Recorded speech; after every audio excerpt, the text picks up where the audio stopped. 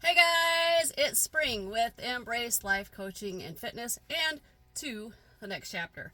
So I got a little story here about a young man who grew up in, you could tell I was wearing my glasses. Sorry, not sorry, this is me. About a young man who grew up on the south side of Chicago, a tough area of the south side of Chicago. And when he was 18 years old, his mom, single mom, she had several children. But when he was 18 years old, she tells him, "It is your time, you need to leave. I cannot afford for you to be here. It's too costly. You need to go." So this young man who was barely making it through high school surprisingly graduates with like a 2.2 GPA or something to that, like barely graduated high school. And so he decides he's going to go join the military. Goes and joins the military, and through the discipline and the structure, it turned out to be a very good thing for him. Unfortunately, he ends up getting injured while in the military. And so he gets a discharge, a medical discharge is what he gets. And they send him home. And when he gets home, he arrives at his old home, only to find that his family is gone. Nobody had mentioned anything to him about not being there, so he was completely, had no idea what he was going to do. So he's having a really, really difficult time. He's knocking on businesses, trying to get a job. He can't find a job. He's got nowhere to go. He ends up moving to a shelter, and he gets his stuff stolen while he's at the shelter. And so he decides he can't be doing that.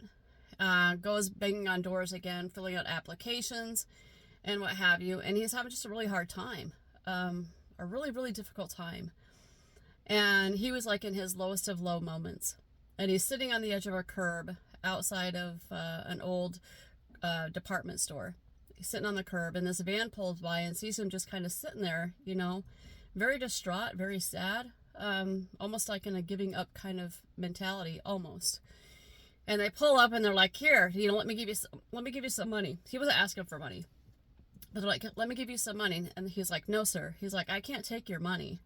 He's like, if I'm gonna get money from you, it's because I'm gonna earn it. And so they're like, "Well, I really don't have anything for you to earn, no kind of work really for you to do.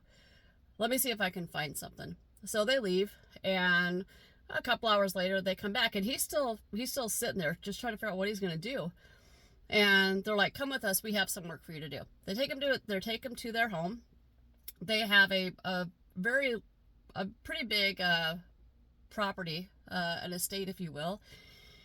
And they tell him, "You know what, how about you mow the yard, are you able to?" And he's like, "Yeah, I can mow the yard."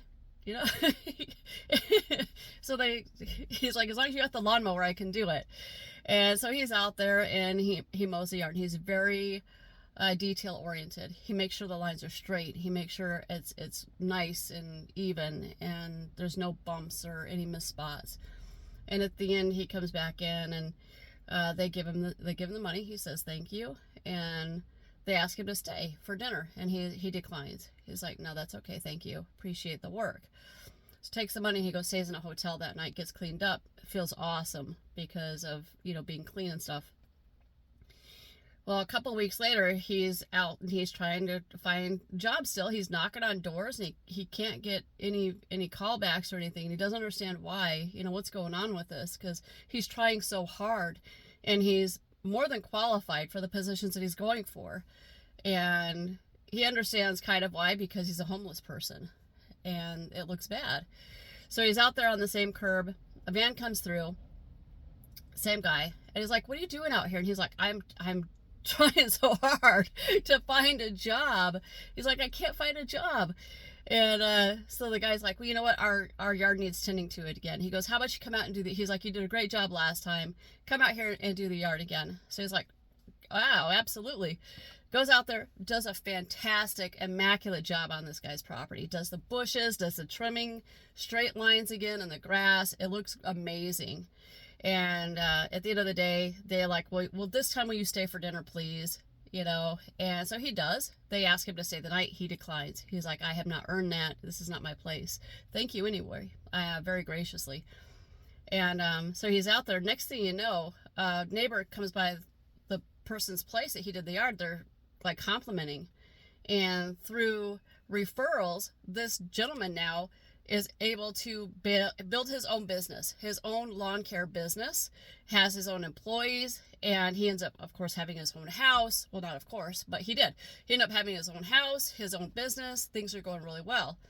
Moral of the story is, it is the toughest times where the strongest version of ourselves can emerge. It is the toughest times when the strongest version of ourselves can emerge. Had those doors open for him that he had been knocking on, the one best door for him, his own business, wouldn't have. So if you're going through a tough time, just think of that. Okay, just think of that.